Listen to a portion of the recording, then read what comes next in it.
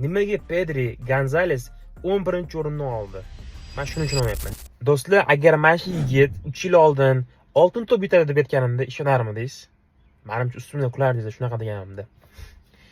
Qarang, taqdir qanaqaligini. Dembele oltin to'p yutib oldi. Barselonada qanaqa o'yin qizardi?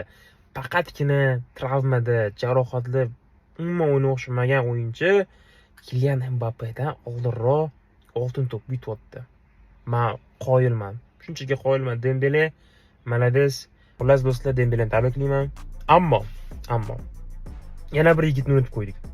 Nimaga Pedri Gonzales 11-o'rinni oldi? Men shuni tushunmayapman. Nima uchun 11-o'rinni olgan? Nima uchun? Pedri 11-o'ringa noloyiq.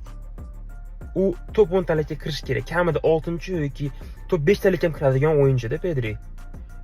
Frans futbol nima qilyapti men bilmayman. Frans futboli tushunib bo'lmayapti do'stlar. Fikrlaringizni qoldiringlar. Izohini kutib qolamiz.